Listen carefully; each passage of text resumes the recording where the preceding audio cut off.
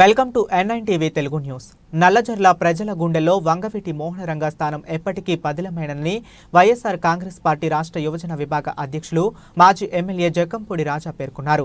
గురువారం నల్లజర్ల మండలం అనంతపల్లి గ్రామం మెయిన్ రోడ్ నందు రంగమిత్ర మండలి కాపు సంఘం ఆధ్వర్యంలో ఏర్పాటు చేసిన శ్రీ శ్రీ శ్రీ కృష్ణదేవరాయలు మరియు శ్రీ వంగవీటి మోహనరంగ విగ్రహ ఆవిష్కరణ కార్యక్రమంలో వైసీపీ రాష్ట్ర యువజన విభాగ అధ్యక్షులు జక్కంపూడి రాజా పాల్గొన్నారు. ఆ మహానుభావుల ఆశయ సాధన కోసం ప్రతి ఒక్కరూ పనిచేయాలి. ఈ సందర్భంగా ఆయన తెలియజేశారు.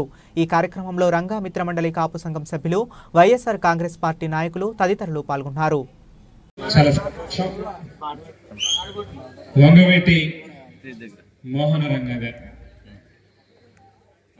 చనిపోయి దాదాపుగా 3 దశాబ్దాలు పూర్తిగా వస్తున్నప్పటికీ కూడా ఆయన పేరు చెబితే ఇవాళ కూడా రోమాలు లేచి నిల్చుంటాయి.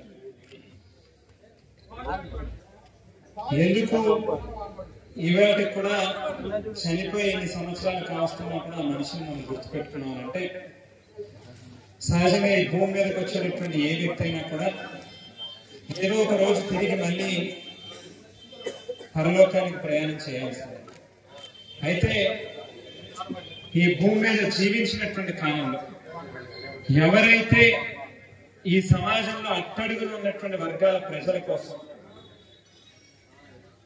ఉద్యమాలు చేస్తారో, పోరాటాలు చేస్తారో, వారి పక్షాన నిలబడతారు, వారిని భౌతికంగా దూరమైనప్పటికీ కూడా ప్రజల మనసుల్లో మాత్రం భవిష్యత్ తరాల మనసుల్లో కూడా ఒక స్థానాన్ని సంపాదించుకునేటటువంటి పరిస్థితి. ఇవాళ వంగవీటి మోహనరంగ గారు పేద వర్గాల కోసం వారికి ఇళ్ల పట్టాలను ఇప్పించాలన్నటువంటి ఒక బలమైన సంకల్పంతో చేపట్టినటువంటి ఆమరణ నిరాహార దీక్షలో మనందరికీ కూడా దూరం అవ్వడం, మరి అటువంటి గొప్ప నాయకుడి యొక్క విగ్రహాన్ని వేళ ఇక్కడ పెట్టి మరి మీ అందరితో పాటుగా మేము కూడా ఈ కార్యక్రమంలో భాగస్వాములు అయ్యేటటువంటి అవకాశం ఇచ్చినందుకు మరి రంగా రాధా మిత్రమండలి వారి యొక్క సభ్యులకి అందరికీ కూడా పేరు పేరున నా యొక్క కృతజ్ఞతలు తెలియజేస్తూ, పార్టీలకు అత్యంతంగా గుర్తు చేసుకోవాల్సినటువంటి వ్యక్తి వంగవీటి మోహనరంగ గారు కానీ, ఎస్వి రంగారావు గారు కానీ, మీరందరూ కూడాను. మరి కరాటం రాంబాబు గారు మా నాన్నగారికి అత్యంత ఆప్తులు, ఆత్మీయులు, పెద్దలు. మరి ఇక్కడ చాలా మంది అనేక పార్టీలకు సంబంధించినటువంటి నాయకులు, అందరం కూడా పార్టీలకు అతీతంగా స్మరించుకోవాల్సినటువంటి వ్యక్తుల యొక్క విగ్రహాలని ఇక్కడ పెట్టారు కాబట్టి అందరం ఒక వేదిక మీదకి చేరుకున్నాం.